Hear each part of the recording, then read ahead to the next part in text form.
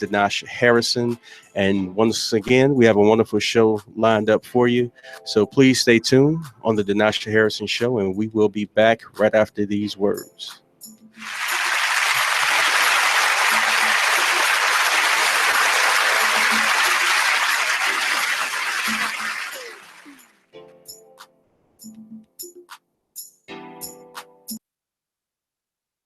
Hi, I'm LeVar Burton, and I'm proud to be a book person. How do I choose a book? Sometimes it's the cover, sometimes it's the title. I guess I'm pretty visual. If a book's really impressing me and the writing is really good, I will peek and see what the last paragraph is, because the endings of books should rock you. I am a book person, and if you're a book person too, read to a child and spark a lifetime of ambition. Join me at bookpeopleunite.org, because reading is fundamental. A public service announcement brought to you by Reading is Fundamental, Library of Congress, and the Ad Council. Green light. Hey girl, school zone. I'm getting hungry. Car changing lanes. You want to meet me for pizza? Stop sign. Intersection clear. Yeah, street. Pizza sounds good. Ballin Street? Girlin Street! It's hard to concentrate on two things at once, like texting and driving. Stop the text, stop the wrecks. How will you stop texting and driving? Tell us at stoptextstopwrecks.org. Brought to you by the National Highway Traffic Safety Administration and the Ad Council. You're listening to BeExposedRadio.com. Talk dirty to me. I love it. It's awesome. It's all mine. It's me going every day. You're struggling with your mortgage. You think about it. You don't do anything but think about it. What are we going to do if we lose the house? Where are we going to go? At work. I can't let anybody find out. I'm so embarrassed. At dinner. How can we tell the kids? It's going to wreck their lives. And at 3 o'clock in the morning. I don't know what to do. I don't know how to get through this. What's going to happen to us? Time to stop thinking. It's time to start dialing. Call 1-888-895-HOPE for a free government program that offers expert one-on-one advice about your problems. I'm all alone. No, you're not.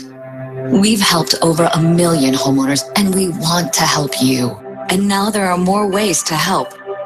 Call 1-888-995-HOPE or visit makinghomeaffordable.gov. Brought to you by the U.S. Treasury, HUD, and the Ad Council. There's a rumor going around that Tyler Perry and Oprah are beefing.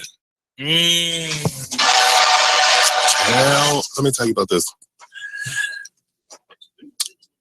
Tyler, okay, told Oprah, bitch, if you don't have my money, we're going to have a problem. Ooh. Oprah said, what is the problem?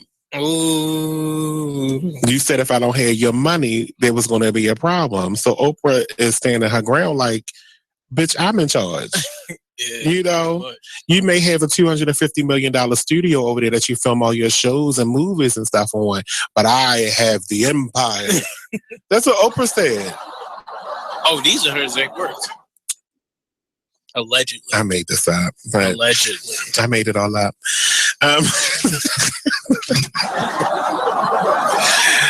But there was a rumor that they were beefing. But Tyler confirms that they don't have any issues. So it says it was recently reported on the rumors that was swirling that the twosome were on the outs over constructive criticism of a Perry's show. Well, I got some constructive criticism, and we can be on the outs, Tyler, and I don't give a damn. I'm going to make a promo out of this anyway and share it to your page. Are you thinking about getting your GED diploma? Well, here at the GED Pep Talk Center,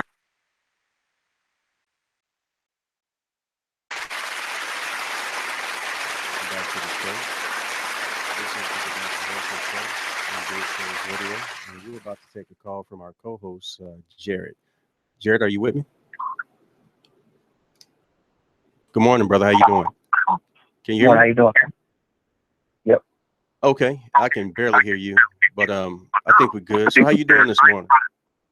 You know, I can't complain at all. How you doing? I'm doing great. Happy Labor Day to you, post Labor Day. So we were talking a little bit about posers, folks who continue to take advantage of the uniform. And I just put a little bit of word out there that if folk out there see somebody that's doing that type of thing, to say something, because so many people have fought and died in this uniform, and that this uniform actually belongs to us. It doesn't belong to anybody else. Right. Most definitely. You broke up a little bit. So can you go back a little bit and restate what you just said? Absolutely. So I just simply stated how this is our uniform and how a lot of people have fought and died for this uniform, and that, you know, people should respect that. If they want to do something that's pro-military, go volunteer, you know, help out a vet, you know, do something different other than posing for discounts. You know what I mean? Oh, most definitely. Most definitely. So how much time you got today? About 5 or 10 minutes.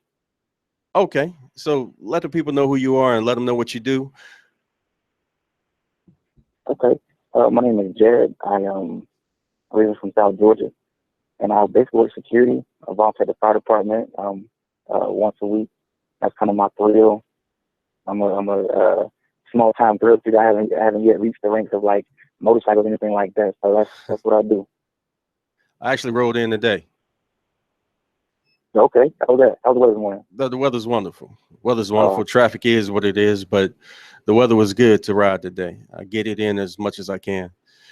So don't forget to mention that you are a co-host on the show, just never in the studio. Oh, most definitely. Most definitely. I'm a part of the street team. That's right. So what's going on out there? You know what? I'm doing some reading. And as you know, lately, just recently, the G20 summit was held in China. And after the summit, President Obama was headed to the Philippines to discuss some civil rights issues they were having. And once the president of the Philippines caught wind of it, you know, he basically had some choice words for the president. So a little background about the president of the Philippines, Mr. Duterte. He leads an iron fist, and they have a really bad drug trafficking issue there. And as he was running for mayor in the local arenas, you know, he always stated where his position and how he would take care of the drug issue in the Philippines. So what he's doing right now, since he's taken office in June, 2,400 people have died in the streets. You know, he said from the beginning. 2,400? Hello? You said 2,400 people have died in the streets. Yes. Yeah, 2,400 people have died, you know, behind his, to basically rid the country of drugs and drug trafficking. Wow. And so the UN caught wind of it. He threatened to leave the UN. He said no but him, basically. And they're not a colony. They're not colonized anymore. So that was the biggest alert coming from the G20 summit this past month. So he had some choices for the president. And they were set to actually meet today, but that meeting was canceled. I guess the two, talked that over the phone and came to an agreement on how they would handle their opinions of the idea. Okay. Wow, that's a lot. So it's a lot of people dying out there in the streets. Interesting, and wonder which side are they on, you know?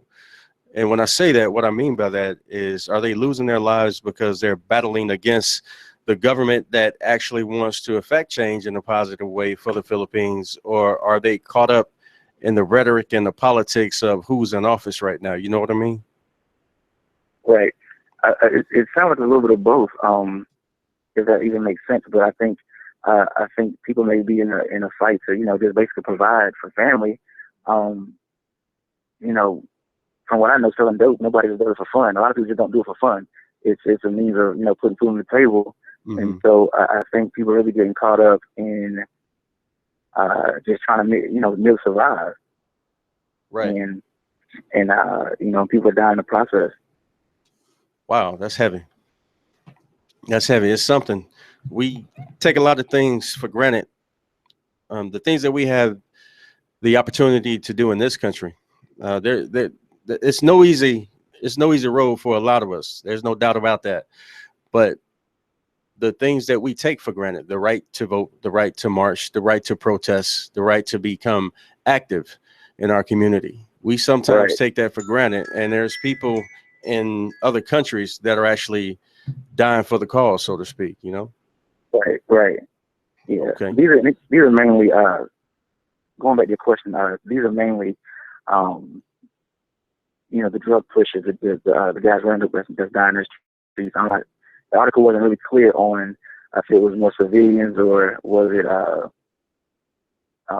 the drug pushers that were dying, but 2,400 people since January to now has lost their lives behind his agenda, and it really raised some concerns with the United Nations and of course United States. Mm-hmm. Okay, wow. All right, well, appreciate that. What else you got? I'm sorry, you're breaking up. I said I appreciate that. What else you got this morning?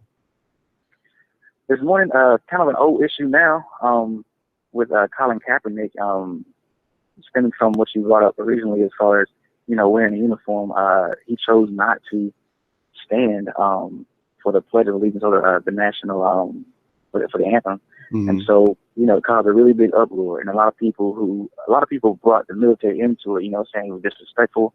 But honestly, bro, the way I see it, he was exercising his rights. It wasn't comfortable for a lot of people, but generally protest isn't comfortable for anybody. Sure.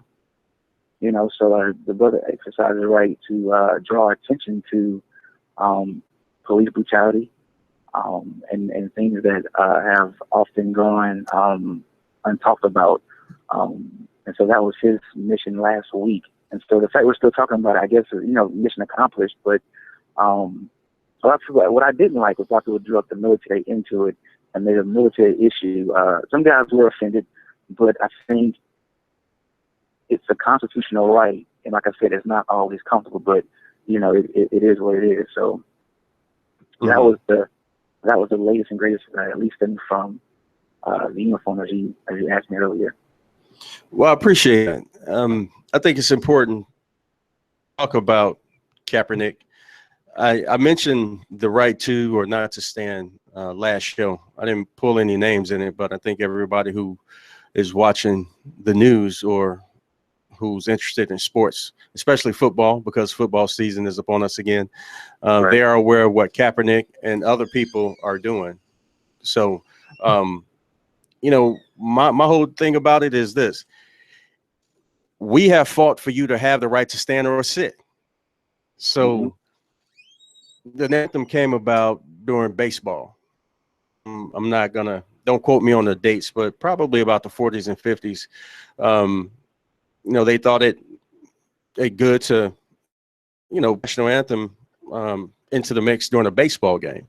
And so mm-hmm. it kind of caught on there. And I appreciate people standing for the flag, and I appreciate people protesting against the flag, because once again, you and I and others have fought to give people that right. And that's what makes our country so great, in my opinion. Right. I have my views on the good and the bad about this country. I stand for the flag for reasons that are very personal to me, because of how my family represented this country behind that flag. And then, of course, we can't erase the history of what's happened up under the flag. Right. So, but between the good and the bad, I'd rather take the good out of it and respect those who stand with me and those who want to protest against it, because at the end of the day, it's, in my opinion, when it comes to Kaepernick and other people like him, he's not standing for a cause, right? When I say he's not standing for a cause, there's a reason why he's not standing. He's doing it to bring attention to the atrocities that this country has done and is continuing to do when it comes to people that are financial status or a different financial status than others, or, racial status, as far as the color of our skin, black, browns, and everything in between, and some whites and in a lot of cases as well. So we can't forget that we have fought for the rights of people to protest peacefully, however they feel. If they feel like they're getting a point across to do so, then God bless them for that. There's no laws against it, so I don't have a problem with it.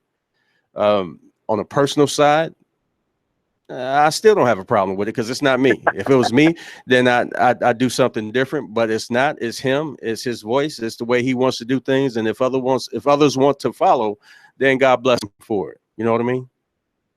Right. I agree. Right. I definitely agree about it. Well, hey, I appreciate the call. So what you got lined up today? You know what? Probably hit the gym a little later on. And that's about it, man. Try Okay. to, you know, as the weather cools off, I'm trying to keep my diet a good, healthy one, and and stay active. So you're not about to load up on all the carbs because Thanksgiving's around the corner and Christmas and all of that? Yeah, just trying to stay ahead of the curve, man. All right. Well, I appreciate the call.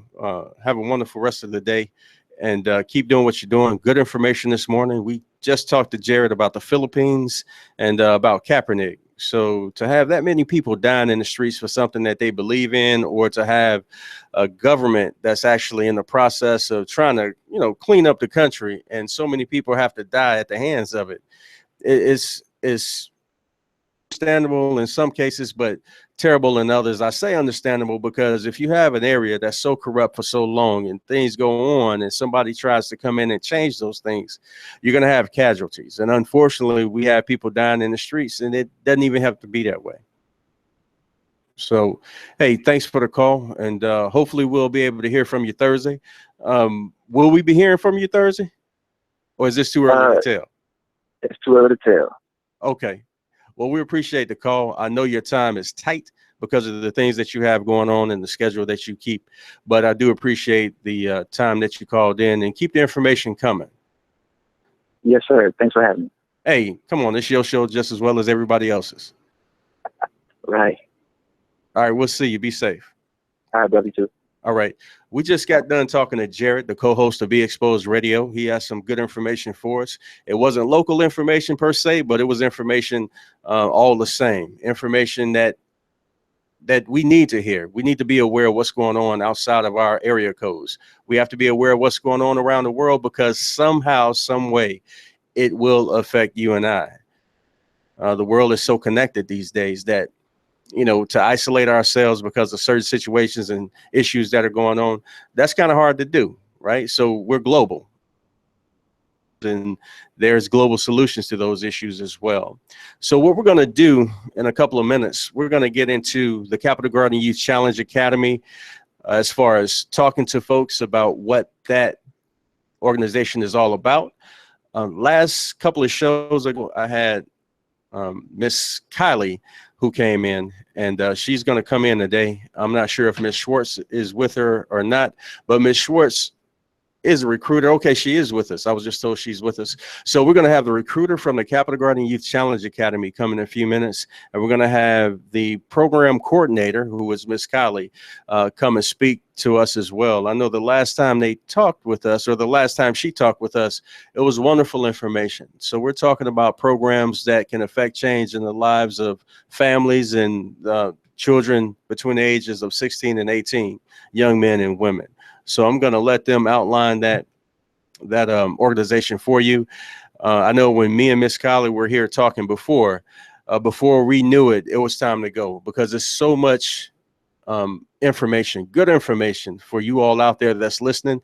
And if you hear the show, but you know, you don't have a 16, 17 or 18-year-old, or you don't have someone that can benefit from the show in your house, or excuse me, not the show, but someone who can benefit from the opportunity to go to challenge. Maybe there's somebody that you know, maybe you have a neighbor, or you know a loved one that have children who can benefit from this organization. And also, it's not just local. So you have a challenge program. It's called Free State Challenge in Maryland. You'll have the Capital Garden coming out of Washington, D.C. You have a challenge in Virginia, Texas, Puerto Rico, Illinois, and I'll let Miss Kylie read down the list of all those other challenges that are available for our youth and our families of the youth as well, because the families benefit as well. It's not just something that the children can go away and the families should not get involved or cannot get involved. It's very family inclusive. Okay, so we're keeping families together as much as possible, making sure that family members can benefit from programs like we'll be getting into that in a couple of minutes. I do appreciate you joining me this morning. This is Tuesday, All right. This is Be Exposed Radio. This is the Denasha Harrison Show. So if you have any questions you want to call in, give us a call at 410-702-5657 or email us at info@beexposedradio.com. You can also text us. That's 443-642-9440. And once again, there are sponsorship opportunities available for you. You want to come out on the show, or you want to call in and talk about something that you're doing in your community in a positive way. You have a business that you want to talk about, you want people to know about, come in on the show. You can come on down to 110 East Lexington Street in downtown Baltimore. Come see us or give us a call, but come on through. We'll love to have you. So family, thank you for the support. This is Denasha Harrison. You're listening to Be Exposed Radio, the Denasha Harrison Show, and we will be back right after these words. Free stuff for you just for listening to this station. Yo, we got your attention? Here's how it works. You click on the radio loyalty banner right now and sign up. Then you keep on listening like you already do. But now you earn points. Those points add up, and you can trade them in for cool stuff in the radio loyalty store. Earn more points by sharing your station with friends on Facebook and Twitter, answering surveys, and by using the apps in the New Players App Store. Pretty simple. Free stuff just for doing what you already do. Radio loyalty. Click the banner to join now. Thank you for tuning in to BeExposedRadio.com. Sit back, relax, and listen to this flashback of the Artist Exchange Radio Show. Football, you basically have a good 10 to 12 years, and that's what it is. I mean, you have a lot of people retiring early. It's funny. A lot of me and my alumni from UVA, where I graduated from, one of our fellow Wahoos, he retired yesterday, 32 years old, to Shaw Ferguson, and he's been in the league like 10 or 12 years. So like you said, a lot of guys are making that change on their own now because they're seeing a lot of things from the concussion movement, right? Stuff that's been happening. Is not the noun, is the effects later, because you see different stories of men are in like their 50s and some are committing suicide because of the banging and the voice. We got a chance to see it. But, not the movie, but did you see those effects? I have seen concussions in college where guys have played that whole entire game and didn't realize they was at a football game. Wow. But like before the big emphasis came about whole concussions and what's going on, we was taught you just run to the wall. You can't be soft. You shake it off and get back in it. So the wrong attitude to have. Right. Yeah. It's really internal. Like you really doing damage, not just to your bones, right, but to your mind. Everything. Right. And later on down the line, because just like you said, once the game is over, when you've been in a game and you think about it, because I tell people the NFL, any sports, whether it's male or female, is a semi-military because you're told when to get up, when to work out, what to eat, when to play. All right, now you got a curfew, you got to be in the bed by this time. You do it for years and years, and all of a sudden, bam, it's done. So what do you do? Right. So just like in a military to have with PTSD. We similar have that because we so used to having a certain way. And I remember watching this Brian Gumbel on HBO, it was like years ago, and a guy would act like he was getting dressed, a real good football player, would walk his daughter to the bus stop, and he would come back in the house, close the curtains, and just sit there because he didn't know how else to handle himself. Because he was so used to being told what to do because our schedule are laid out. By this time, you got to do this. By this time, you got to do this. Eat at this time, back on the field. So, hey, what's up? This is Nate, host of the Artist Exchange Radio Show. Tune in every Friday, 7 p.m. to 9 p.m. and every Saturday, 12 p.m. to 2 p.m.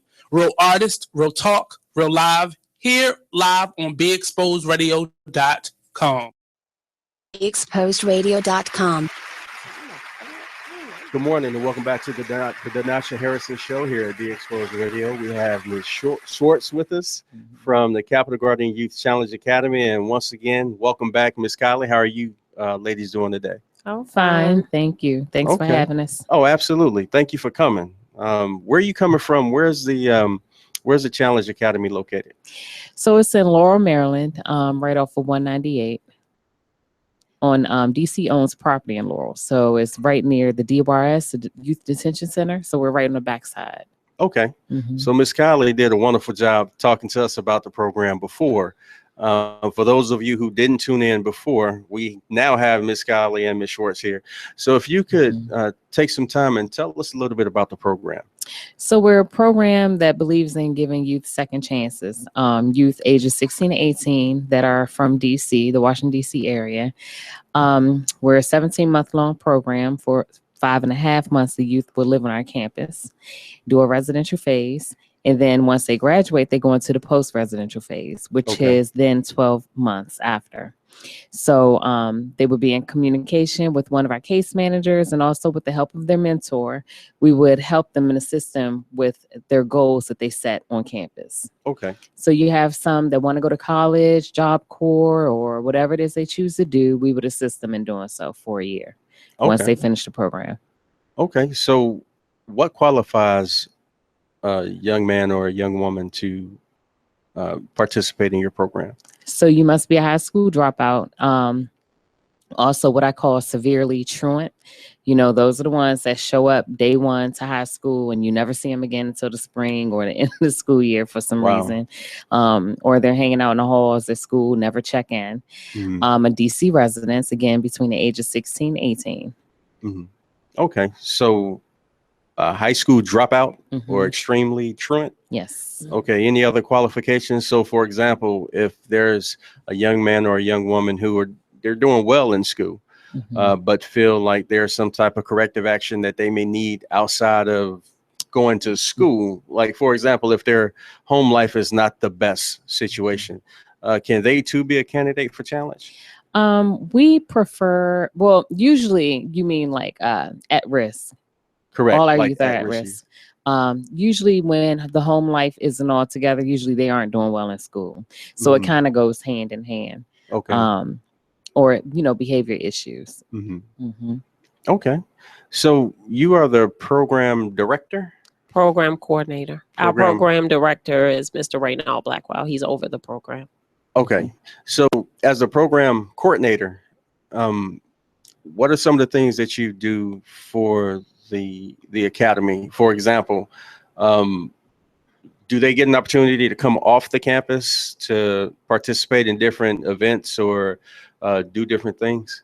They do. So during the residential phase, there are 22 weeks. The first 2 weeks is acclimation phase, which is their time to get acclimated to the challenge program, get used to a very structured environment, because the program is a quasi-military program. So it's military based and it is very structured. So they have a requirement in their 8 core components, one of which is service to community. They're required to do 40 hours each of service to the community. So we do schedule them to go out.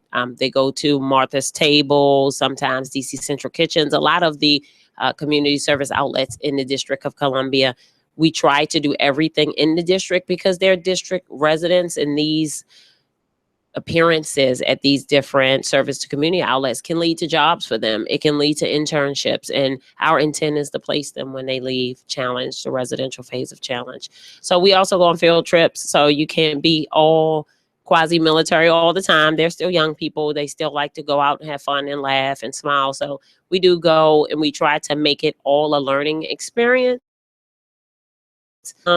We had our young ladies group, Ladies of Challenge, which is a group that I do at the program, and they went crabbing this weekend, and we posted on our Facebook page, and it was a hit. They really enjoyed it. They hadn't been crabbing before. So you took the kids crabbing? Yes, I took some of the female cadets crabbing. Okay, so for those who are not local to the DMV, let's say Los Angeles is actually listening, Oxnard is listening, explain to the non-locals what crabbing is.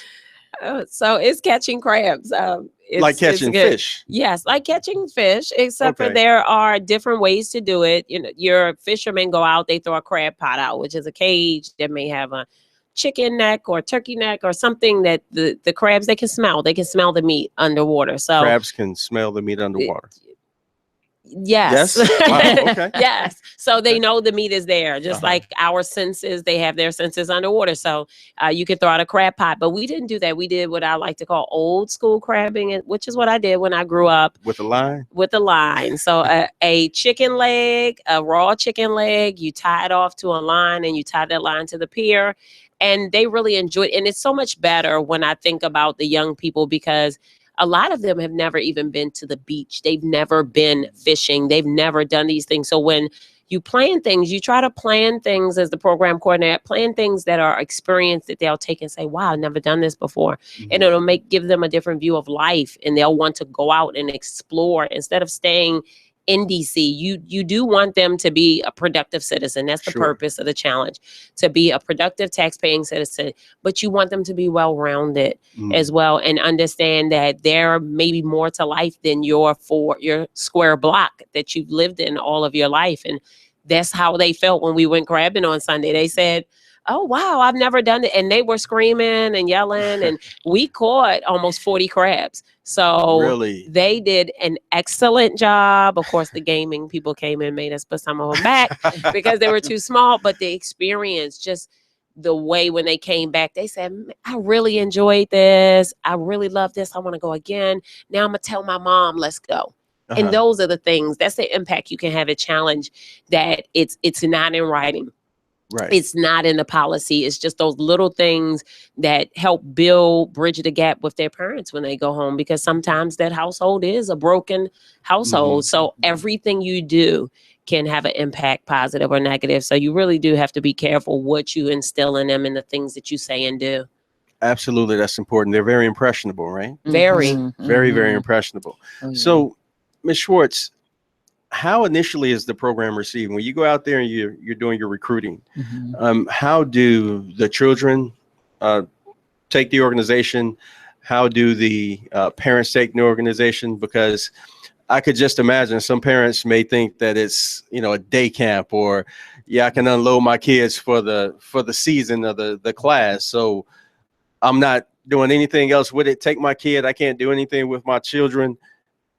Do you get that type of attitude sometimes when you're going out there contacting the parents for this program? Well, I would say majority of the families, we get Save My Child's Life. Okay. They're from the urban neighborhoods in DC. DC is an urban area. And it's life. I need to get them out of DC. They need something else.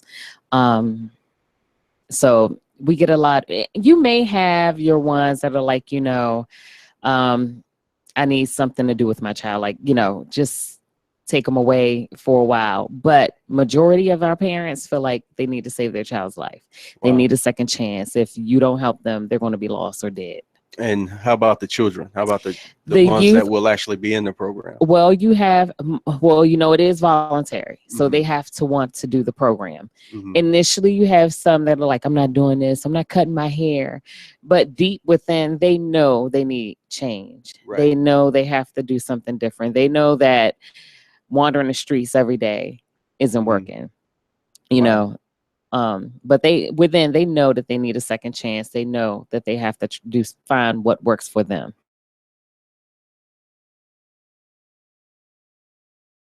You get what you put into it. What you get out of it is what you put into it. You commit, you work hard, then of course you do what you got to do and you'll come out with a better outcome. But if you go in, you playing games, and you have some that are, they don't get it until the very end. When they walk, sometimes when they walk across the stage, that's when it clicks. Right. But to see them come in one way and to go out another, it is rewarding. Yeah, I saw Mr. Blackwell a couple of days ago, and I'm not going to put the name out there, but I know that there was an individual who had the opportunity to be a part of the challenge program and actually left the program. And if I'm getting it correctly, he went back home to DC, and unfortunately he lost his life. And can you speak on that a little bit? Yeah, that was a very unfortunate situation. Sometimes the youth are, again, they don't realize the benefit, the blessing that challenge can be to them. They're so used to what they're used to. They're used to the streets. They're used to hanging out, smoking, drugs, whatever it is that they do. you know, and sometimes it's hard for them to break away and see the change that they need, you know. And unfortunately, he was one of the ones that just didn't see it. Right. You know, he was still attached to the streets. Yes, Well- and he did make a slight positive change. I'll say this. He did, when he went home, he was back in school. He was back in some sort of educational system. But one of the things I tell the young people all the time is the streets don't forget. They do not. I grew up in these streets of Baltimore, and you could want to change your life, but the streets do not forget what you do. And just because you change your life and you make a conscious decision to say, I want better, the people who you dealt with when you were in the street and you were living that life, they're still living that life when you have moved on. And the things you've done, or the dirt, as they say, the dirt you've done in the streets, it doesn't forget. And that enemy you may have had is not going to just say, hey, he changed his life, or she changed her life, I'm going to leave them alone. They still have those grudges.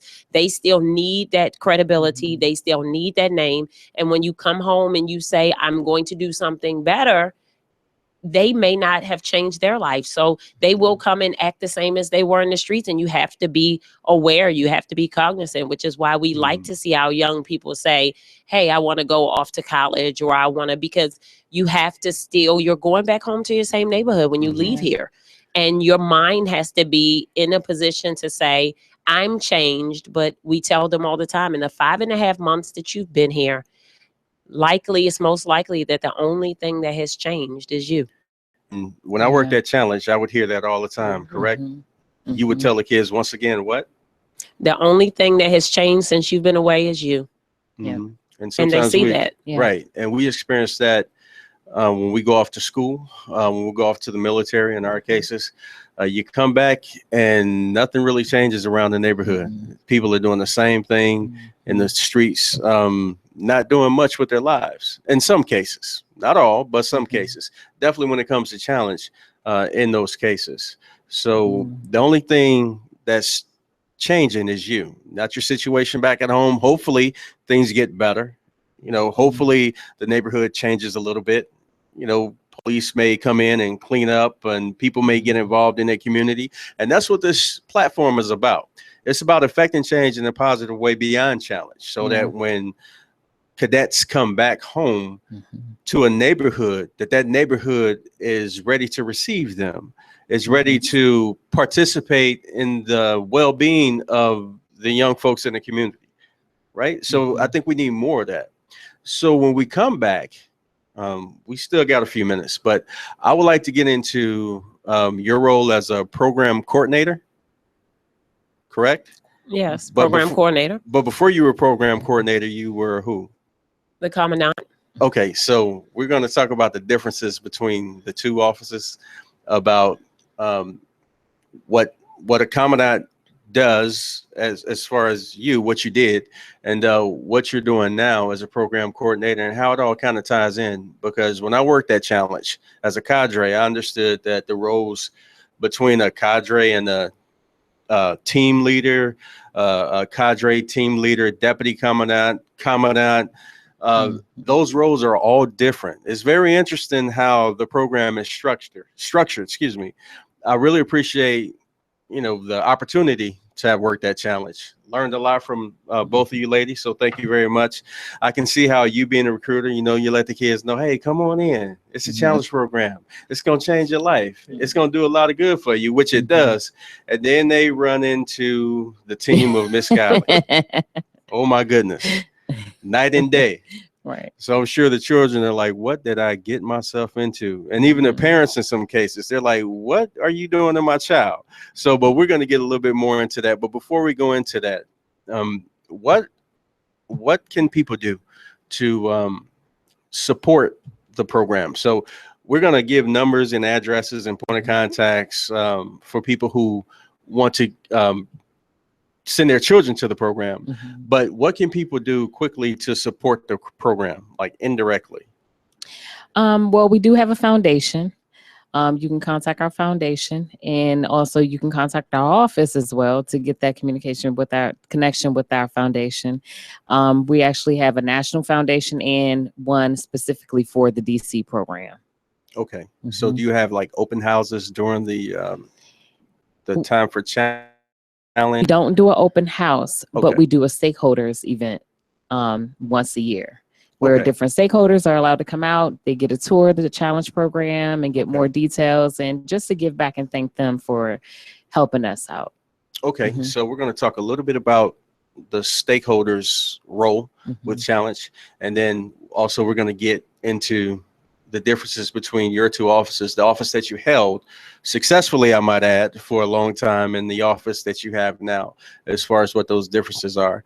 I want to make sure that we have a lot of time to talk about that, if you want to expound on that, because real quick, my experience with challenge was a wonderful one. I miss challenge. I'm still involved in challenge indirectly, but it's such a fulfilling job. I don't know if I can even call it a job. It's more of a calling for most, because it's not about the pay. It's not about the nice, comfortable hours that you work or the things that you go through, not only with staff as a family, but the things that you go through with the children and the parents of the children and the siblings of the children. Because I remember there were some siblings that were with challenge. So we're going to get into the stakeholders part, your job descriptions, the differences between the two shortly. But I did enjoy my time with challenge. It's definitely something that you have to be passionate about, because in my opinion, and this is just my opinion, if you're not passionate about it, you don't belong there, because you're dealing with lives, and you're definitely making a difference. Because as we know, Commandant Cowley, she wasn't standing for anybody on her staff that wasn't a part of being there for the right reasons. And that's so important. We have to have that in the community as well. So we'll be right back. We'll get into that. You're listening to the Denasha Harrison Show. We'll be back right after these words. Hi, I'm LeVar Burton, and I'm proud to be a book person. How do I choose a book? Sometimes it's the cover, sometimes it's the title. I guess I'm pretty visual. If a book's really impressing me and the writing is really good, I will peek and see what the last paragraph is, because the endings of books should rock you. I am a book person, and if you're a book person too, read to a child and spark a lifetime of ambition. Join me at bookpeopleunite.org, because reading is fundamental. A public service announcement brought to you by Reading is Fundamental, Library of Congress, and the Ad Council. Green light. Hey girl, school zone. I'm getting hungry. Car changing lanes. You want to meet me for pizza? Stop sign. Intersection clear. Yeah, street. Pizza sounds good. Ballin Street? Girlin Street! It's hard to concentrate on two things at once, like texting and driving. Stop the text, stop the wrecks. How will you stop texting and driving? Tell us at stoptextstopwrecks.org. Brought to you by the National Highway Traffic Safety Administration and the Ad Council. What is Hood Respect? Family, life, work, love. We are all from the hood, and we all want respect. That's why we wear Hood Respect. Available in men's, women's, and kids. For more information and ordering options, contact Instagram at Hood Respect, Facebook to Mel Martin Sr., and email at hoodrespect.tms71@gmail.com. The look you need is Hood Respect. You are listening to BeExposedRadio.com, the home of Talk Lately with Monty, every Tuesday at 7 p.m. You are listening to BeExposedRadio.com, the home of Talk Lately with Monty, every Tuesday at 7 p.m. Are you thinking about getting your GED diploma? Well, here at the GED Pep Talk Center, we've got a number of pep talks that can motivate you. Sometimes things don't always turn out the way you want them to. You know that feeling? People look at you and don't believe in you. You want some gentle encouragement. Then you're on your way to your GED diploma and a better life. But I know you're probably just a little bit nervous. You can find it in yourself to take that first step. You can improve your future. You can do this. I know you can. You need to start pushing yourself. Now get your game face on and take the first step towards a better life. Hurry up. Don't make me repeat myself. Whatever level of motivation you need to get your GED diploma, we've got a pep talk that's right for you. Call 1-877-38-YOUR-GED or visit yourged.org for your pep talk and find free GED classes in your area. GED is a registered trademark of the American Council on Education, brought to you by Dollar General Literacy Foundation and the Ad Council. When you were a little kid and you thought about what you wanted to be, teaching was at the top of your list. But things changed. And as you got older, teaching didn't seem like the best option anymore. So you're thinking you'll be something else. But what would your 12-year-old self say? Now you want to be a doctor. You don't think teachers save lives? 25 at a time. An actress? Try playing a different role every time the bell rings. How about a scientist? Ever heard of physics? Chemistry? Who do you think teaches that? You are listening to BeExposedRadio.com. For joining us and welcome back to the show. We're here with the women from Challenge. I like to say that, the women from Challenge. Mrs. Schwartz and Miss Kylie, thank you for joining us once again. We were talking about the program, and before we went to break, we mentioned a little bit about stakeholders. So can you explain a little bit more about what their role is? Are there opportunities to become stakeholders for Challenge, or is that something that was just from the inception of the program? Well, many of our stakeholders usually are references. Okay. A lot of times youth come to them, they'll refer them to the program as far as stakeholders go. But then for the foundation, people are allowed to donate whatever it is they choose to donate. So we have a national foundation and, again, one for DC.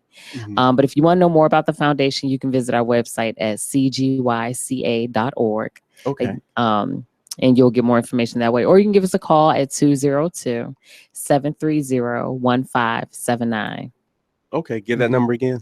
202-730-1579. Okay, and the website? cgyca.org. Okay, so feel free to call in at 410-702-5657.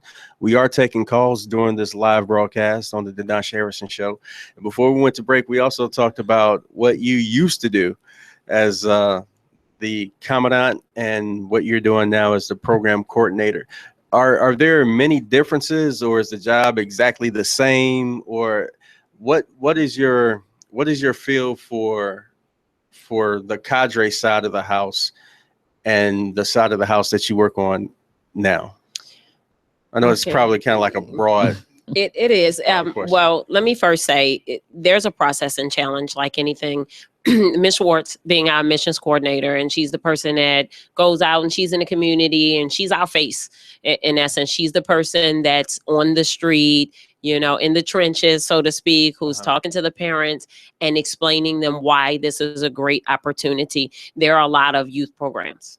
I mean, we understand that there are a lot of youth programs. You can go anywhere to get your GED, and we're not a GED program, but we do offer the GED as part of our core components. It falls under academic excellence. So you're not guaranteed this GED. A lot of people come and say, you said I would get it.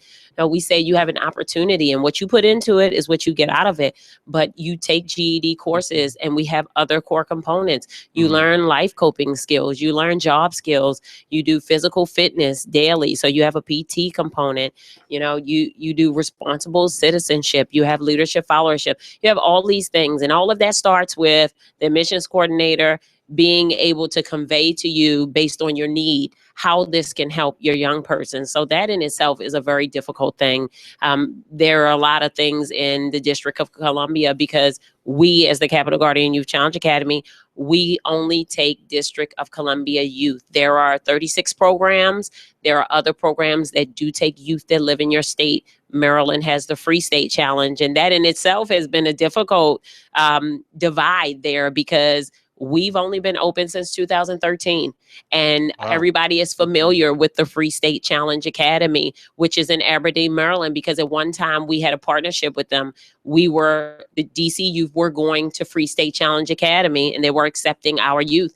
But now that we have our own program on a beautiful site, might I add, which is about 28 acres, beautiful site for them, getting the youth and getting the people in the community to understand that we now take the DC youth and Free State takes the Maryland youth has been a struggle itself for admissions. And I know that's very difficult. But without admissions, me as the program coordinator, of course, I would have nobody to coordinate stuff for and plan things because it all starts with her. And it has been difficult enough in itself. We look to graduate 100 youth. 100 youth twice a year. So 200 youth a That's year. a huge impact. Yes. In the community. But getting the 200 youth through the door is the difficulty. We have an expectancy to lose a certain amount of youth because it's voluntary. We can't force their hand to stay. Now we're going to try, and we're going to have discussions, and we're going to impact you, and we're going to discuss why you originally came. But getting you through the door to even have that discussion, it's very difficult. And the program is free. It is a free program. It's structured. It's disciplined. It's getting your youth out of their current setting. It's allowing them a moment to, and we discussed on the break too. That's the hardest part of this program. The physical things are what they are. You can PT, they're young people, they're changing their attitudes. They're learning how to be different and to come into their own and into their adulthood. But the hardest part about challenge is sitting still, having that time to really think about the choices you've made. Reflection. Yes, to think about how you've treated your parents, how you've taken for granted the things that you've been given. The freedoms that you had. Yes, that you had, that you took advantage of. That time to think yields. That's what brings about the change, because you cannot force their hand. We said on the last show, 16, 18-year-old, really when they hit, I'll say 12 and younger these days, once they hit adolescence, you cannot force their hand. You can't force them into anything. They will do what they need to do to respect your household if they respect you as a parent. But if they do not, they are going to go their own way. They're going to do what they want to do. All you can do is provide them with the information and do so passionately, because the young people that come with it, if they don't believe you care, if you're inconsistent, if they feel like you can abandon them, which a lot of them have abandonment issues, or they say you're faking, that's the term, you're faking. So if you don't prove consistency that you really have their best interest at heart, they're not going to do you. It's for you to really build. It's about building relationships. And once the admissions coordinator gets you through the door, the cadre are usually the first stop. And don't get me wrong, we're everything, but they stop at the cadre first. So we're going to get more into that in a minute, because I want you to, without giving too much away, just give us a feel of how it works when the children did all of their paperwork, talk to your proper term is recruiter, correct? What's your proper term? What is admissions coordinator? Okay, admissions coordinator. Okay, admissions coordinator, aka recruiter. After they talk to you and they see this beautiful 28-acre, facility coming in, long road, trees to the left, trees to the right.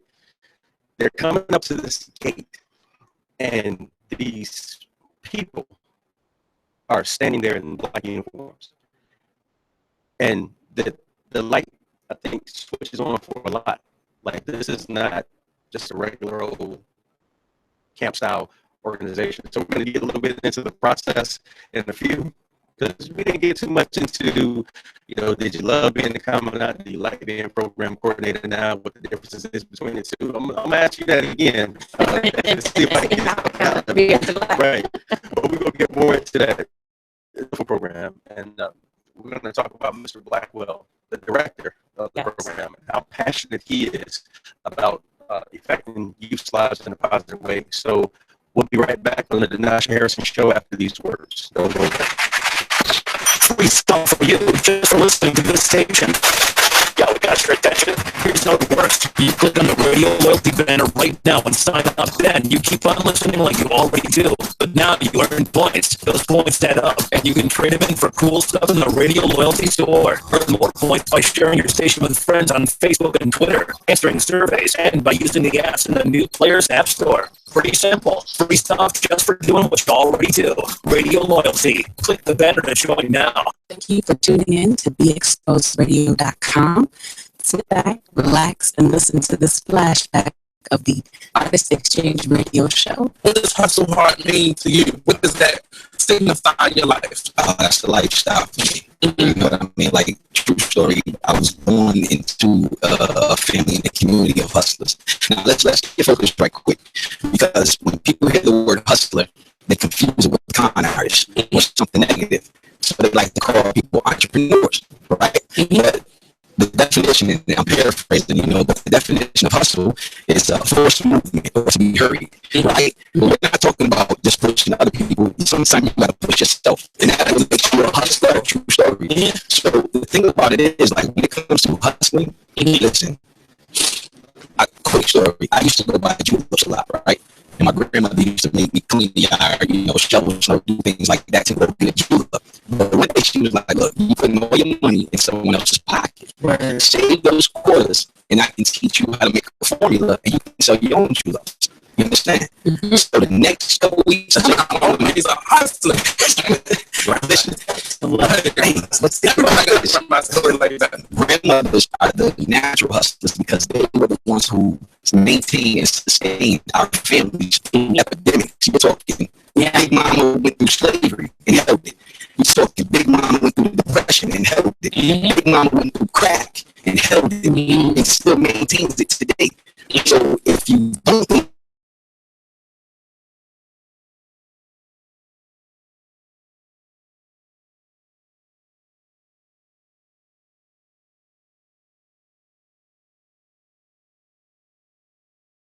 you're providing, so you're the bridge. If you're a true hustler, you're trying to be the bridge. If somebody's on one side and they need to get the other, you're trying to be the bridge, filling the gap.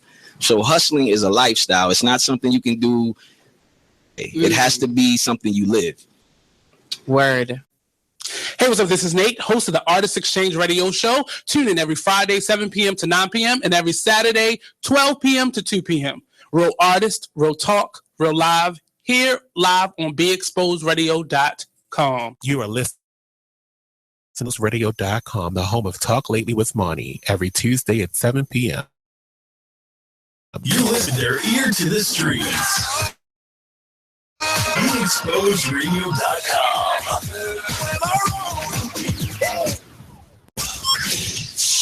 You're listening to BeExposedRadio.com. I love it. It's awesome. It's all mine. Gets me going every day. The Style Lounge. For a personalized fashion experience, the Style Lounge is where you should be. From clothing, jewelry, handbags, and it's contact us for pop-up shops, vending opportunities, and more. You enhance your style. Let's discover your inner fashion ego. We are available for on-site and off-site consultations. For your appointment, call 443-248-8879. 15% off with business card. Hey, what's up, everybody? It's Monty from Talk Lately. I want y'all to sit back and listen to this flashback. We be tripping. Since he did I mean, really, but I mean, he might have. I got him maybe jacking her up. The kids said he did it. But this is Floyd Mayweather punching her head repeatedly, and like she doesn't have like brain damage. No, she didn't have brain damage. I don't think he was hitting her like that. Or he probably was like, say something else. Say something else. That he probably wasn't like tagging her. Right. He probably was just like, and the kids was like, Daddy, Daddy, Daddy. Why do they have that accent? Why? Why do his kids have that accent? I just pictured them looking like African.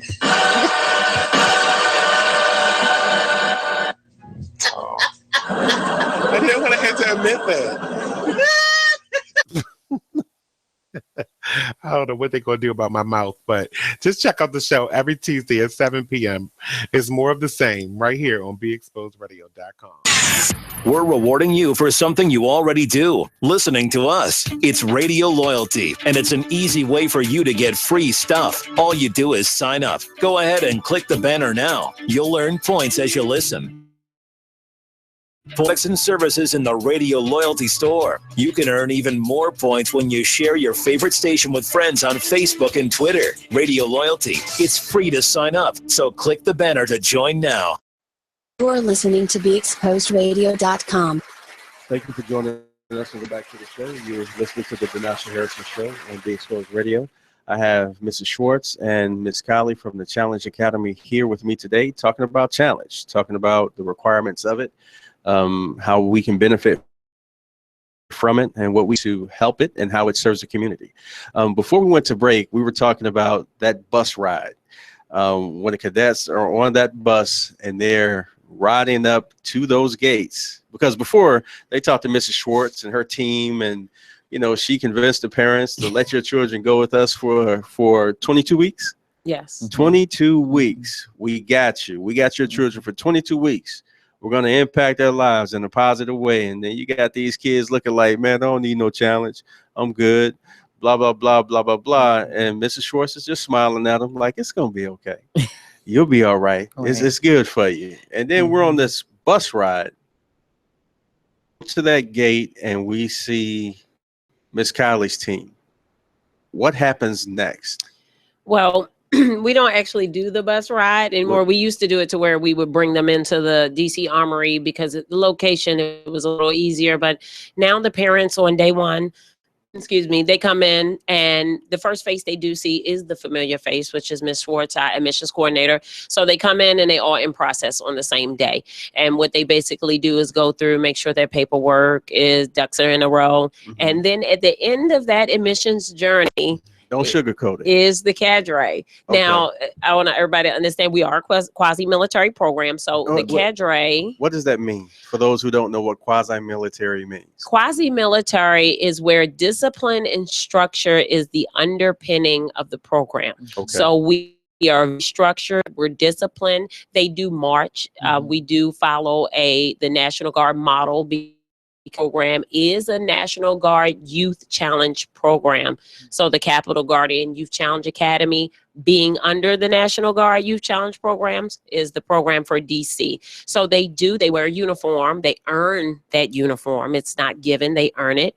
And they do march. And through our leadership followership component, they learn in the first 2 weeks, which is acclimation phase, to lead one another. And then once they come into the residential phase at third week, they start stepping into leadership, squad leader, platoon sergeant.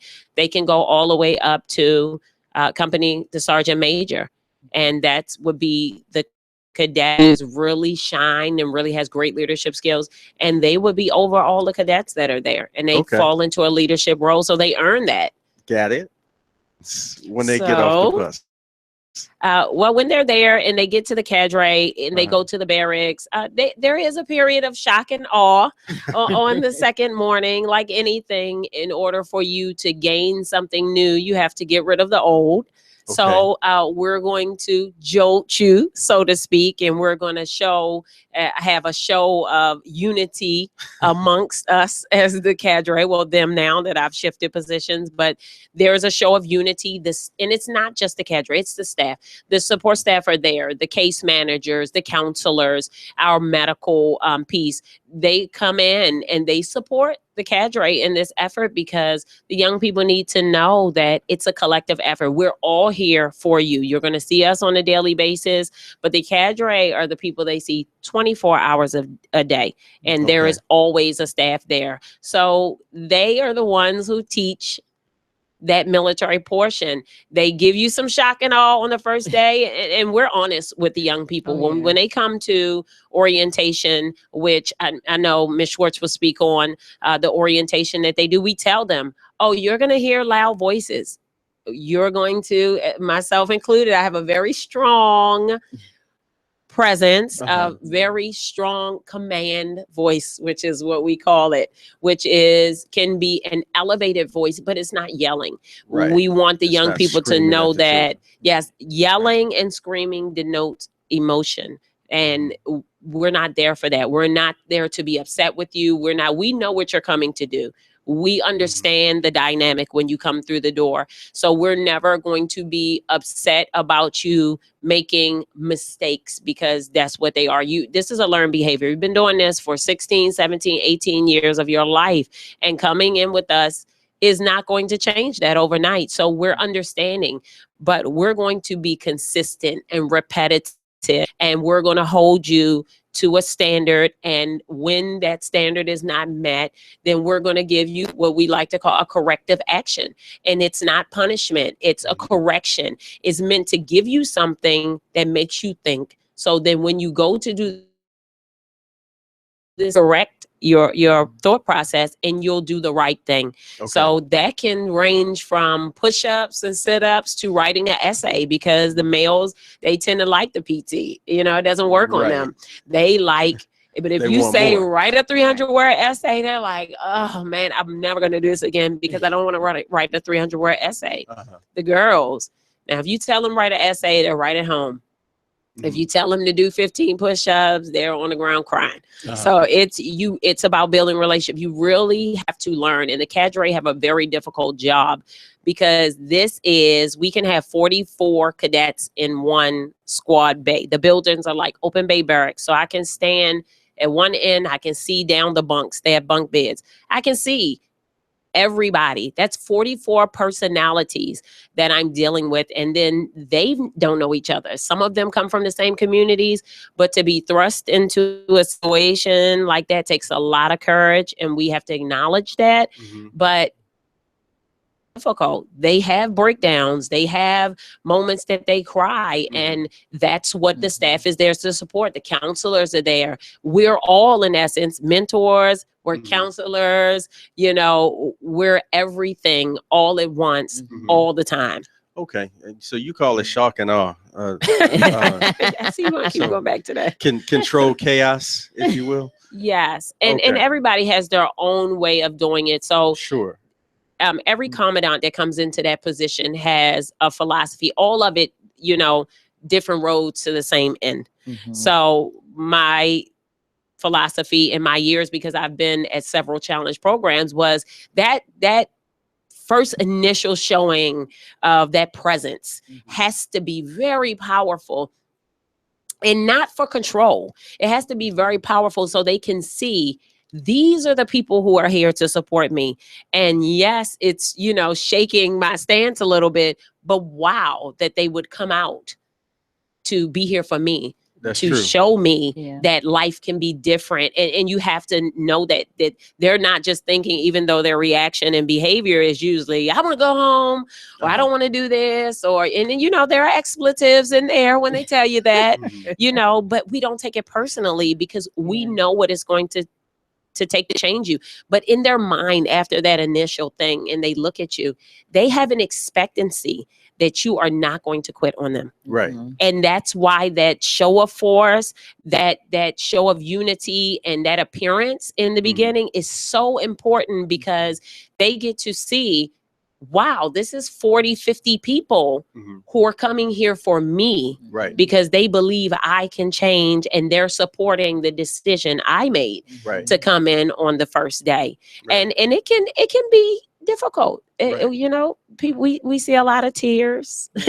we see a lot of emotion. They're battling, but in the end, on that 22nd week, that 7th day, you cannot get them to leave. Some of them, That's true. they are saying, no, I don't want to leave. I don't want to go home. They have built such a strong bond. Some of them refer to you as their mom and their dad, which we always tell them no, but they have built that connection with you, and it's so strong that you have forever affected their life. I started this in 2005, and I have cadets that they're on my Facebook page. They reach out to me. They call me when they have a problem. And some of these young people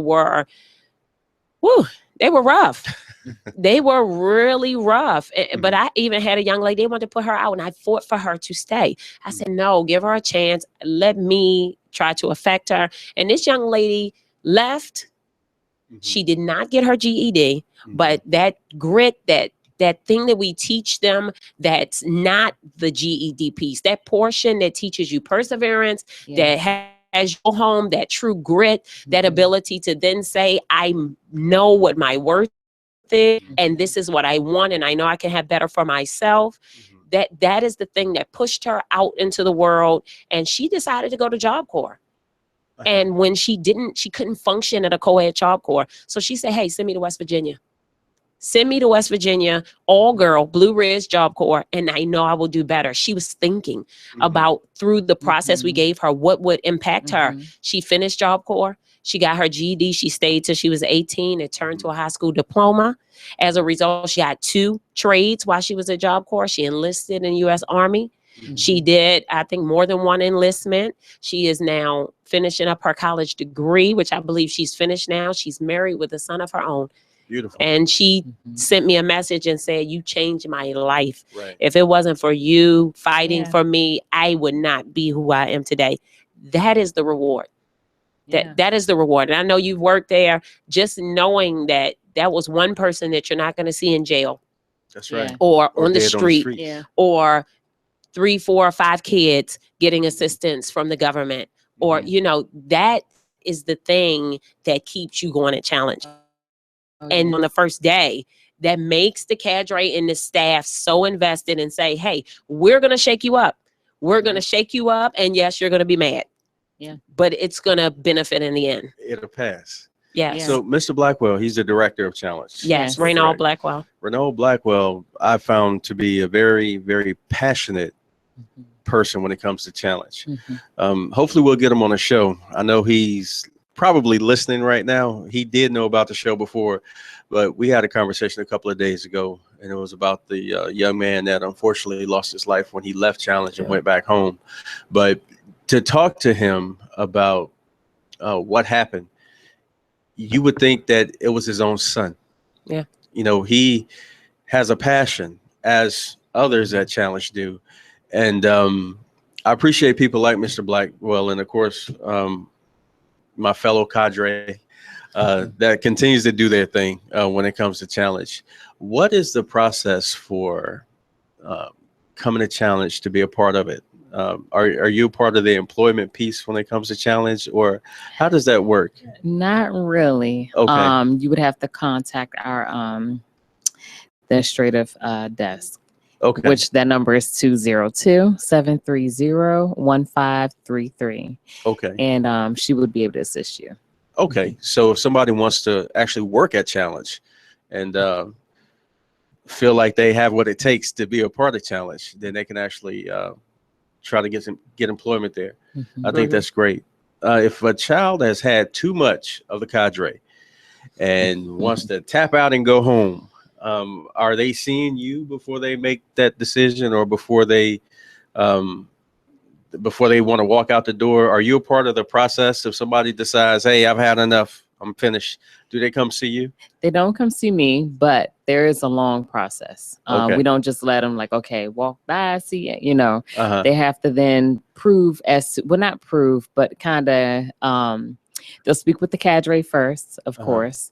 Then if they're so persistent, they speak with the counselor. Each cadet is assigned a counselor. They'll meet with a counselor. They'll have them write about it. They'll meet about it. They'll discuss it. What is it? What's going on? Why do you feel this way? Why are you discouraged? You know, when you came in, you felt like this. Now you want to go home. What happened? You know, try to figure out what is it that's trying to push you out the door, especially once you've been in a program for like a month or two. At that point, it's like, something must be triggering this. So it's, you know, it's let's not fix about it. It's not about them saying, hey, I give up, I'm walking out. Right. Because they had a hard day. Exactly. Or because, you know, they're trying to figure their way. So it's not about them just getting up and being able to walk out the gates. Right. Okay. Right. There is a process. There is a process. I think that's very important, because I think sometimes certain employees feel like, hey, you know what? I know that this is my calling. I know that this is something that I've been called to do, but I don't know if I should call off tomorrow, or if, you know, it takes a lot to commit. I talked a little bit about a story before about how a lady saw a raccoon and she went to go pick it up, but she saw how mangled the raccoon was, and she how smelly it was, and she realized it wasn't as easy just to take this raccoon up and toss it on the side of the road. And my whole point in that story was that you have to commit. You might not know what everything entails about something that you want to go forward and do, but it may be a smelly, mangled looking situation, but you still need to commit. You still need to, you know, go through the process like you initially set out to do. Then you're listening to the Denasha Harrison Show. We're talking to Miss Kylie and Mrs. Schwartz from the Challenge Academy. So good information. We'll be back right after these words. You listen to the station with their ear to the streets.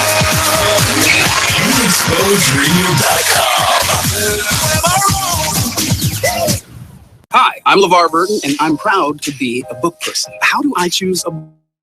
Sometimes it's the cover, sometimes it's the title. I guess I'm pretty visual. If a book's really impressing me and the writing is really good, I will peek and see what the last paragraph is, because the endings of books should rock you. I am a book person, and if you're a book person too, read to a child and spark a lifetime of ambition. Join me at bookpeopleunite.org. Reading is fundamental. A public service announcement brought to you by Reading is Fundamental, Library of Congress, and the Ad Council. Thank you for tuning in to BeExposedRadio.com.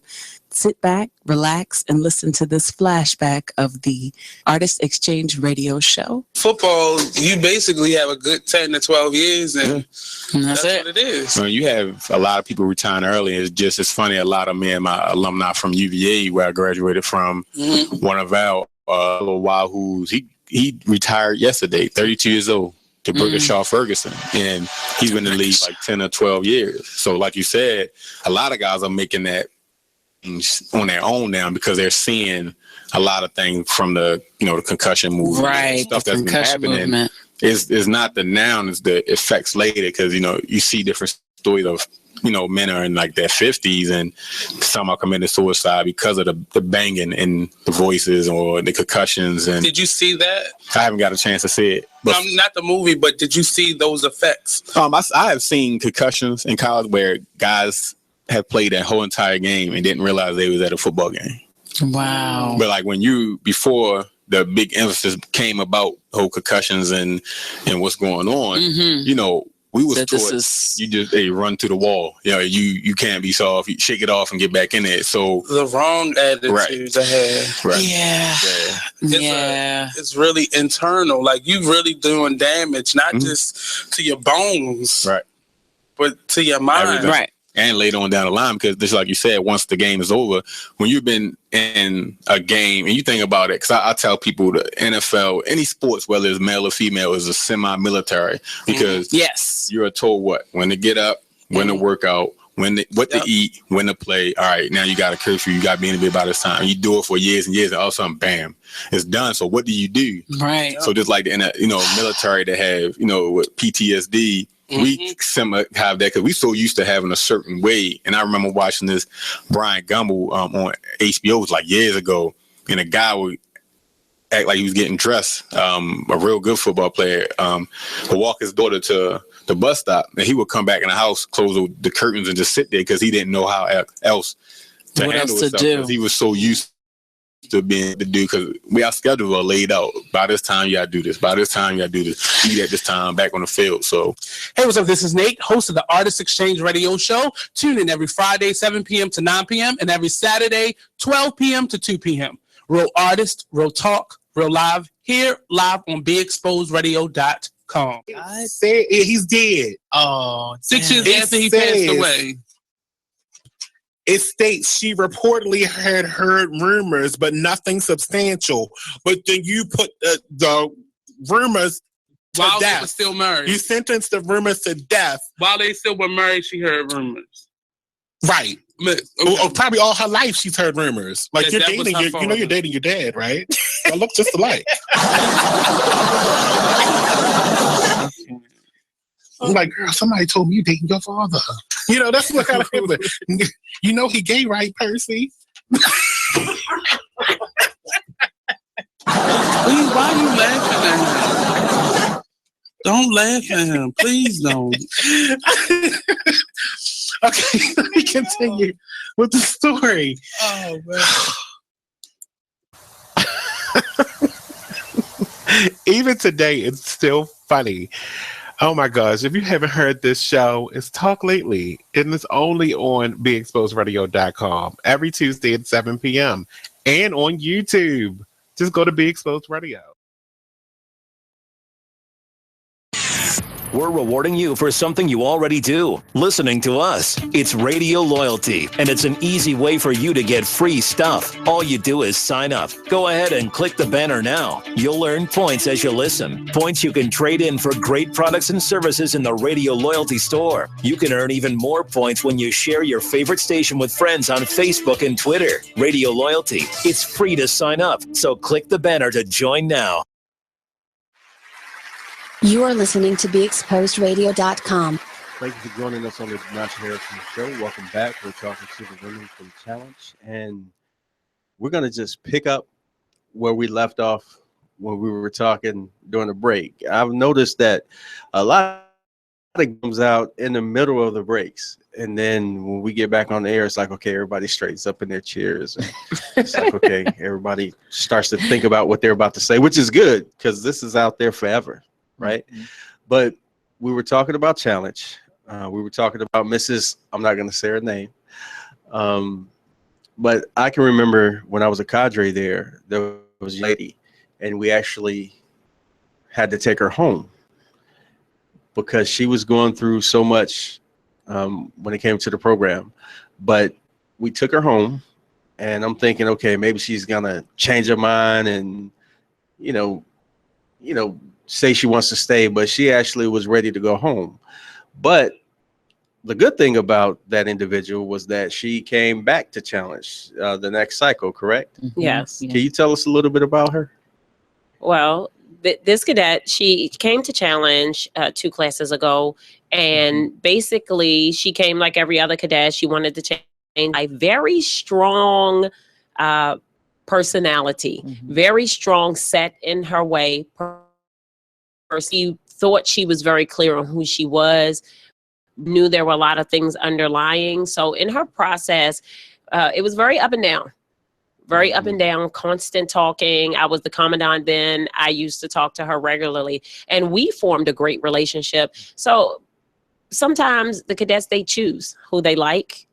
That's and true. They listen to that person. And through the process, they build that strong relationship with you, and you can really impact them. And she just hit a wall. And when she hit that wall, she had an episode to where she was past the point of no return, to where our primary consideration, our primary job is safety and security. That is at the forefront of everything every staff does. These young people have to feel safe, which is why residentially is such a great program, the structure and the discipline, because you can feel safe here. That consistency, that schedule, that structure lets you know, hey, here I can feel safe. It's always somebody here watching me. I know what I'm going to do daily.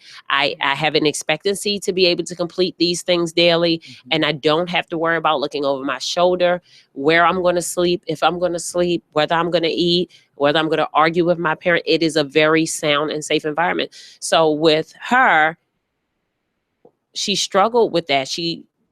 Just because they come to Challenge doesn't mean they don't have things still back at home. So they're getting their phone calls during the week. They're talking to their parents. They're talking to their friends.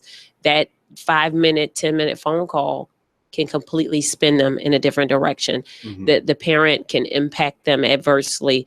The friend can impact them adversely. And she struggled. You have to go home. She struggled. So at about, I believe it was 16th week, and remember, we're only 22 weeks. Right. She was sent home. She hit a wall, and she just couldn't move forward. And understand, for some people, it's needed. For her, it was her breakthrough. For her on that ride, and I can remember both of us were working there when you were working there, and we took her home, and she was quiet. The whole ride home. One word. She didn't say one word, because then she thought about, oh my goodness, my home hasn't changed. But she was different, even though she didn't realize how different she was. And I talked to her before she left, and I kept in touch with her after she, and Ms. Schwartz will tell you, she made a decision once she got home, I'm going back. Now, 16 weeks, and you were graduating. In 6 more weeks, you were going to get out of residential phase and go home and move forward in your life. Yeah. And she left, but she made a conscious decision. I'm going back to Challenge. I need this for me. And so she came to the orientation on her own. on her own. This is a 16-year-old young lady. She was so changed. She didn't even realize how 16 weeks impacted her, but it impacted her enough to say, I deserve more. I'm going back. And she did. She came back to us last class 46, and she stayed for all 22 weeks, and she graduated. She got her GED. As she graduated to residential, she's in post-residential, and she came back as a peer mentor.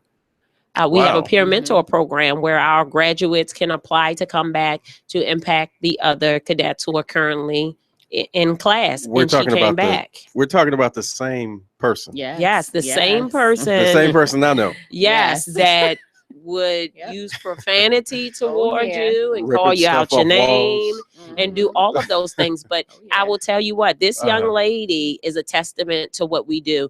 She is now, she's a peer mentor. She is in nursing school. She has made a conscious decision to do what she needs to do. And she is that example for all the challenges and all the cadets to say, hey, I can do this.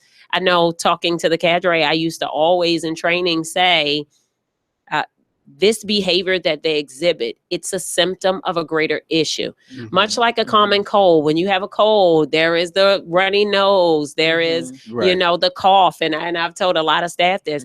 And that is not the issue. When you see somebody cough, you say they must have a cold. You don't say, hey, they just have a cough. So that's the same thing with this behavior. When there are outbursts, when they're not doing well in school, when they're skipping school, when they're completely quiet, that is a sign to you too, if it's not the personality of your child. When they spend time in their room all the time, or they don't want to talk, they don't want to speak, they're very withdrawn, or on the opposite side, they're in the street, they're constantly on the phone, they're on social media, that's all that they do, and they don't communicate within the household, and that's what they should be doing. You have to pay attention to the signs. All of those behaviors, the profanity, the cursing out the parents, the staying out late, it is a symptom of a greater issue. And what you have to be willing to do, and my pastor, not to reference any religion, but he told me, he said, when you meet someone and they have an issue, either you're going to help them or you're not. And it's just that simple. It is just so simple. But once you decide and you say yes, you have to be committed all the way to the point of the breakthrough, the acknowledgement of the issue, and coming out on the other side. Because if you say yes, and especially with these young people, if you say, yes, I'm willing to help you, which is what you're saying when you become employed at Challenge, when you stand there with them on the first day and you go through the trenches with them, you are saying, yes, I'm committed to your change, what you want to do in your life.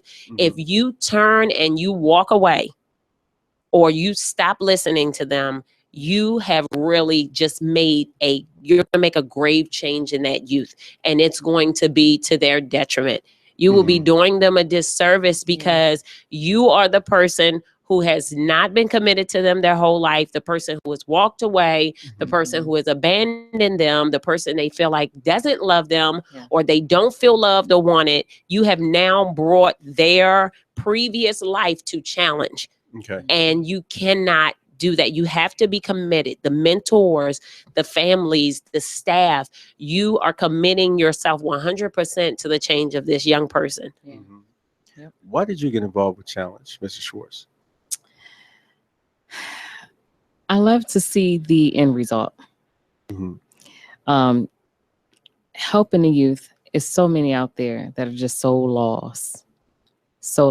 And to see them when they show up to the orientation, not day one, to orientation, and some are cursing their parents out. Right there on the spot. Right there. They don't care. Disrespectful. I ain't going and taking their application and pushing it away. I'm not signing anything. I don't want to do this. And just so rude and whatnot. And then somehow, of course, the parents influence them or convey them to come in. But, you know, once they come in, and then when they and they're a totally different person. It's been times we would take them out recruiting with us, and we would take them back into their neighborhood, right? And they're in their uniform, and they're looking at the youth that they used to hang out with, and they're like, I used to act like that? We're like, yes, that was you, you know? And it's just rewarding to see them at the end. You know, not even always at the end, but halfway through. Right. You know, to see this child didn't have a clue what they were going to do with themselves. Now this child's like, look, Miss Schwartz, I'm going here and I got to go to school and I'm signing up for this. And it's like, wow, when you first came in, you didn't care about life. Right. They didn't care, didn't have a clue. But now they're so driven, they're motivated. This is what I want to do. I'm going here. And it's just rewarding to see that. That's a wonderful experience. Mentors. So we talked about commitment, right? So how involved are the mentors with the cadets? We get the mentors involved. I would say, we try to get them in day one, as soon as they come in, just as support system while they're there on campus. They're allowed to come up, visit the youth once a week, write them letters, send them emails. We want them to be that motivation during their time there.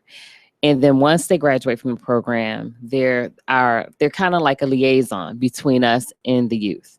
They're the person they continue to motivate. So let's say if they're in college, they're that person that's like, okay, how's class going?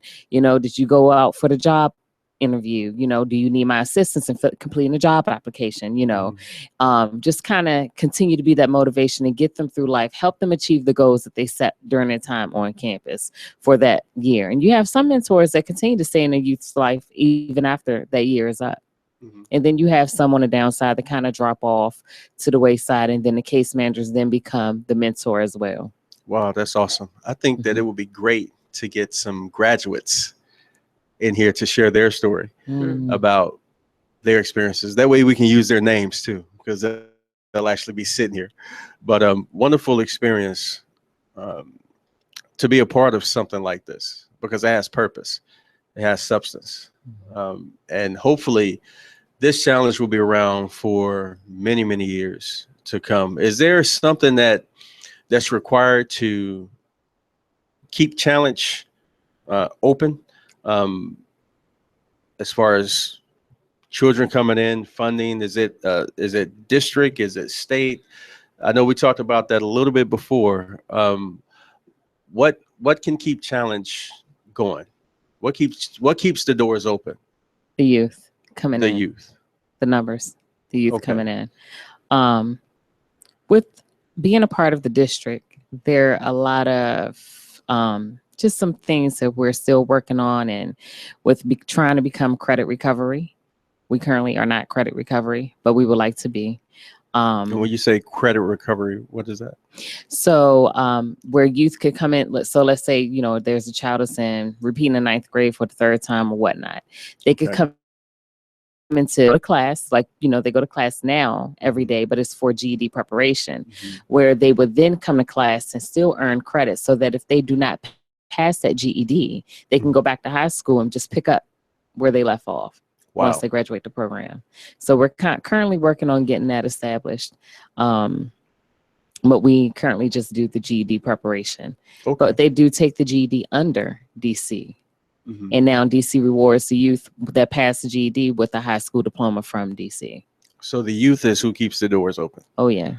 So we need the parents to get the youth to challenge to keep the doors open. That's right. We need the community to hold the parents accountable to get the youth to challenge to keep the doors open. Exactly. Other challenge programs, how many are there? 36. 36? Okay. 6 challenge programs located. So there are a few in Georgia. I think South Carolina currently has 2. You have California, where else? Just New Jersey, Montana. They're nationwide. Okay. Puerto Illinois, Rico actually Texas, have a site. Puerto Rico. Does Hawaii have one? It has 2. Yes. Hawaii has 2. So one on a small island, one on the big island. Puerto Rico has 1, but they're throughout the United States. There are some states with the greater need. Like I said last show, Louisiana has 3, and that's because the need is there. You're talking about disengaged youth, and yes, you have to be withdrawn from high school. Some of them are just disengaged. They don't lost motivation. Yeah, school is not. It's not what it used to be. And I hate to say that. It's not what it used to be. That teacher that was followed you through from first grade all the way up, that would not let you, that community, that sense of community that we used to have, that village mentality. It takes a village to raise a child. Sure. That's what we are at Challenge. Well, you could say communities are not what they used to be. Yes, right? because we don't commune. We don't talk. Right. We don't commune. Yes. So the teachers can only work with so much. And then curriculum changes based on politics and based on who's in office and who can do what for who. Yes. You know, and we have to remember that it's about the children because it's about the communities that they'll be returning, be a part of our society constructively. So when we take away community and we take away curriculum, or we're not involved in what type of curriculum our children are getting, then we have these issues. And I'm so glad that Challenge is there to pick up the pieces, so to speak.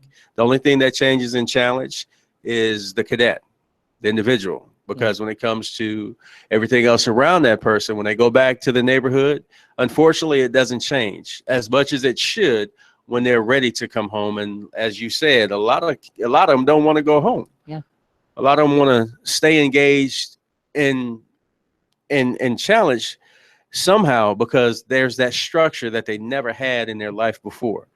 That obviously we know as grown-ups, as people that are dedicated, that there is a need for it. So I think it's a wonderful thing that you all are continuing to do. And every opportunity we have, we want to showcase Challenge. We want to talk about Challenge and other programs and opportunities like this. I would love to see some of the cadets that have graduated come through and share their experiences on how they felt when they were on that bus and they saw you for the first time or your team for the first time, how they felt when they were leaving their families for so long, because a lot of them have never been anywhere outside of the streets, you know, and now they're at this facility for 22 weeks, a long time, seeing all these strangers. So we're still on the air. We're going to go ahead and send some shout outs to the Challenge family. What I would like to do is thank Miss Kylie, Mrs. Schwartz. And when we come back after the break, I want to thank the cadre team. I want to thank the staff, the teachers, the counselors. I just want to spend time shouting out names of Challenge and thanking them for all the hard work they do. So you're listening to the Denasha Harrison Show. We'll be back right after this. What is hood respect? Family, life, work, love. We are all from the hood and we all want respect. That's why we wear Hood Respect. Available in men's, women's, and kids. For more information and ordering options, contact Instagram at Hood Respect, Facebook to Mel Martin Sr., and email at hoodrespect.tms71@gmail.com. The look you need is Hood Respect. Hi, I'm LeVar Burton, and I'm proud to be a book person. How do I choose a book? Sometimes it's the cover, sometimes it's the title. I guess I'm pretty visual. If a book's really impressing me and the writing is really good, I will peek and see what the last paragraph is, because the endings of books should rock you. I am a book person, and if you're a book person too, read to a child and spark a lifetime of ambition. Join me at bookpeopleunite.org, because reading is fundamental. A public service announcement brought to you by Reading is Fundamental, Library of Congress, and the Ad Council. We're rewarding you for something you already do, listening to us. It's radio loyalty, and it's an easy way for you to get free stuff. All you do is sign up. Go ahead and click the banner now. You'll earn points as you listen. Points you can trade in for great products and services in the radio loyalty store. You can earn even more points when you share your favorite station with friends on Facebook and Twitter. Radio loyalty. It's free to sign up, so click the banner to join now. Hey, what's up, everybody? It's Monty from Talk Lately. I want y'all to sit back and listen to this flashback. We be tripping. I mean, really, but I mean, he might have. I got him maybe jacking her up. The kids said he did it. But this is Floyd Mayweather punching her head repeatedly, and like she doesn't have like brain damage. No, she didn't have brain damage. I don't think he was hitting her like that. Or he probably was like, say something else. Say something else. That. He probably wasn't like tagging her. Right. He probably was just like, And the kids is like, Daddy, Daddy, Daddy. Why do they have that accent? Why? Why do his kids have that accent? I just pictured them looking like African.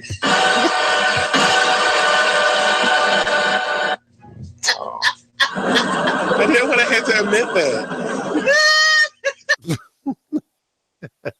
I don't know what they're going to do about my mouth, but just check out the show every Tuesday at 7 p.m. It's more of the same right here on BeExposedRadio.com.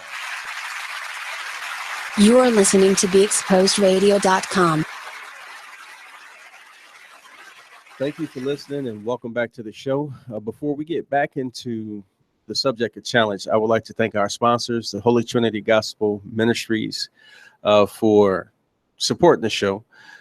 If you would like to support the show, there are sponsorship opportunities available for you. Just go to BeExposedRadio.com, or you can call in at 410-702-5657, or you can also hit my Facebook page, The Denasha Harrison Show, or Denasha Harrison for further information on how you can support the show.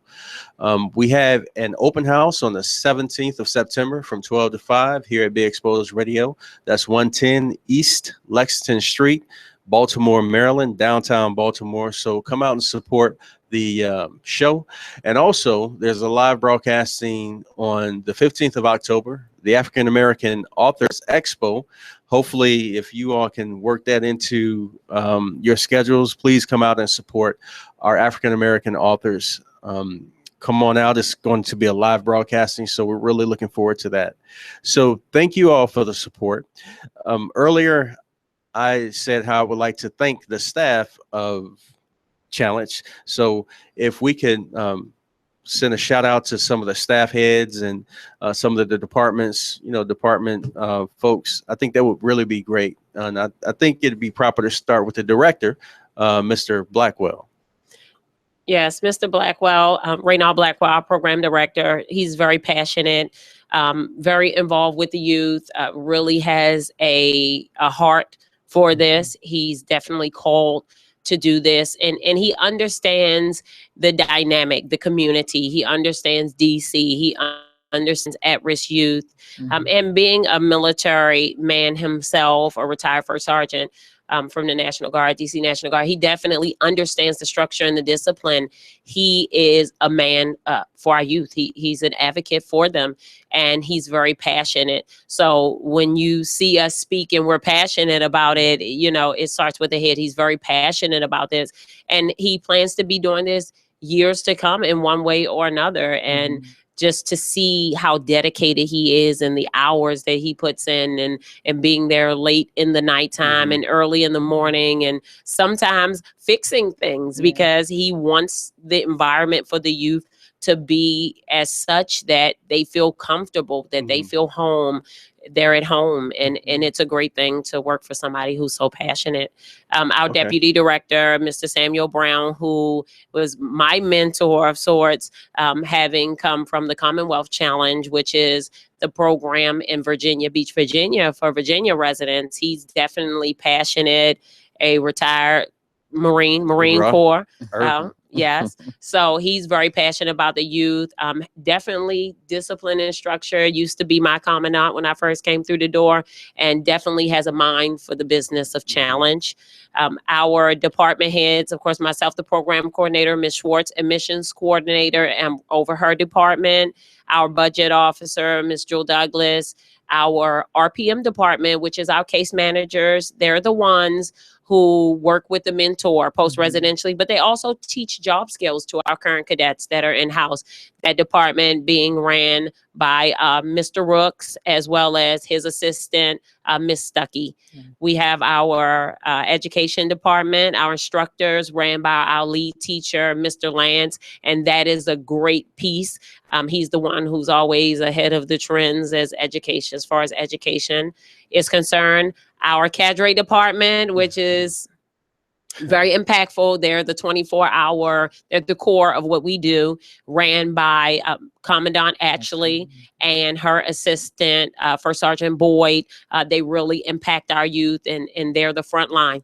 They're the soldiers, so to speak, on the front line, but they're always there, even when the cadets need a listening ear at 10 o'clock in the nighttime. Our logistics department, ran by Miss Lee, they are the unsung hero. A lot of people forget about supply. The logistics department, you know, yourself being a supply man yourself, people forget about that. They forget about the people who make sure you have everything you need down to the pencil that the cadet needs to write with. They really keep it going. They make sure we have everything we need, and they're constantly working behind the scenes. We have a medical department, and our counseling department is a huge piece. They are the constant listening ear, ran by Mr. Hayes and his counselors. And they are, you like to say, a 24-hour element. They'll come in on the weekend if a cadet needs to talk. They're a constant voice, acknowledging the fact that we are all, I don't want to forget Mr. Hammond, who is our MISO, our information systems guy as well. Last but not least, him, because without him, we wouldn't have our computers and the tech and the everything we need to really keep it going. But we are all everything. Don't forget here. the cooks. Yes, our DFAC staff, which is CSG, and we have our own dining facility in-house on the campus. But we're all everything. And you haven't worked there, you know that you're not just the program coordinator, you're not just the counselor, you're not just the cadre, even admissions, because she builds a relationship in the process coming in, and her assistant as well. You're a mentor, you're a role model, you're a counselor, you're a cadre. Everything is intertwined. We're recruiters when she's not. In the way you carry yourself to and from work in that uniform. That's right. You are selling this program through your actions. So we are everything. We're that village that we're missing. That was well said. Well said. I do appreciate the opportunity to speak with you all on the Denasha Harrison Show. Please come back when your schedules permit. I will always give the opportunity for you all, once again, as I said before, to showcase your organization and others like it. So hopefully after this, we can sit down and talk about the next time you all will come on and get those graduates out to talk about their experiences. So thank you very much, Mrs. Schwartz and Ms. Kylie. Thank you for coming on to the show, and hopefully we'll see you again. And the listeners, the viewers will be able to hear and see you again soon.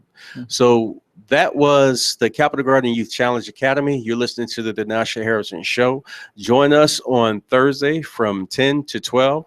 We got another great show for you. You just have to tune in to figure out what that show is going to be about. But join us next time. And I really do appreciate your support. I really do appreciate the opportunity to speak on some issues that impact the community and impact the world. This is a global radio station. We are a web radio station. So we're not just DMV proper. You can also hear us all over the world. Africa is called in, or, you know, and Nicaragua has as well. So hopefully we can continue to expand our reach to talk about what's going on, which is the truth here on this radio show.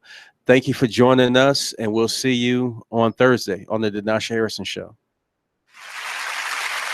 Okay, so just type the job website address here. That's it. Then you enter what job you're looking for there. Electrician. This is Peter.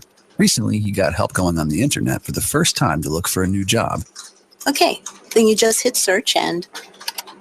In the past, Peter's gotten work through people he knew, but he heard there were more jobs online. There we go. These are all for me?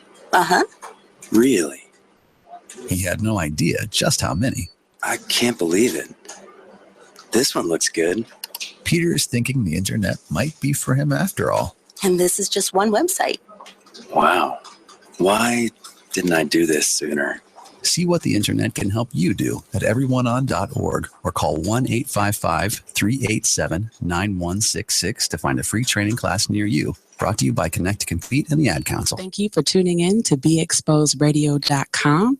Sit back, relax, and listen to this flashback of the Artist Exchange Radio Show. What does hustle hard mean to you? What does that signify in your life? That's a lifestyle for me. You know what I mean? Like, true story. I was born into a family and a community of hustlers.